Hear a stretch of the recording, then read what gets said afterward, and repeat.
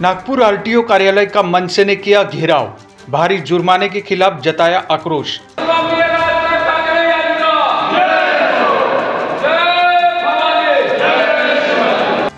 नागपुर में आरटीओ कार्यालय उस समय घिर गया जब महाराष्ट्र नवनिर्माण सेना के कार्यकर्ताओं ने भारी जुर्मानों और वाहन मालिकों से कथित लूट के खिलाफ जोरदार आंदोलन छेड़ दिया।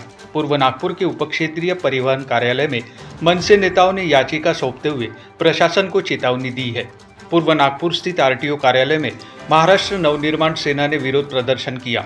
मनसे नेताओं का आरोप है कि राज्य सरकार आधा किलो या 1 किलो से भी थोड़ा अधिक माल लदे छोटे वाहनों पर 50,000 रुपये तक का जुर्माना लगाकर जबरन वसूली कर रही है। मनसे का कहना है कि यह जुर्माना न केवल अनुचित है बल्कि गरीब और मध्यम वर्गीय वाहन चालकों की जेब पर सीधा वार है। आरटीओ अधिकारी बिना किसी स्पष्ट मापदंड के मनमाने तरीके से चालान काट रहे हैं, जिससे जनता में भारी आक्रोश है। अगर आरटीओ की यह लूट बंद नहीं हुई तो आने वाले दिनों में और उग्र आंदोलन होगा। आम जनता को इस तरह तंग करना बंद करें, नहीं तो हम सड़क से लेकर विधान भवन तक आंदोलन करेंगे। मनसे द्वारा सौंपे गए ज्ञापन में यह भी कहा गया है कि जल्द सुधार नहीं हुआ तो राज्य भर में आंदोलन को तेज किया जाएगा। अब देखना होगा कि प्रशासन इस आंदोलन को कितनी गंभीरता से लेता है।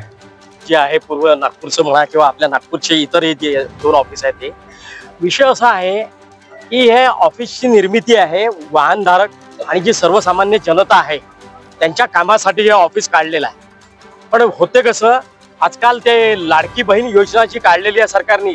आता सरकारजवळ पैसा नाही आहे द्यायला, तर हे आरटीओचे जे आहेत आज ज्या अधिकाऱ्यांना आम्ही भेटायला आलो ते कुठल्या तरी रोडवर असतील आता वसुली करत। आणि नागपूरमध्ये म्हणा किंवा संपूर्ण महाराष्ट्रामध्ये आरटीओचे अधिकारी टेबलवर भेटण्यापेक्षा ते बाहेर कुठल्या तरी हायवेवर उभे राहतात आणि फक्त पैसा गोळा करून देण्याचं केंद्र झालेलं आहे सरकारसाठी। आणि जो बिचारा वाहनधारक आहे तो याच्यात भरडला जातो, सर्वसामान्य नागरिक जे आहेत ते भरडल्या जातात।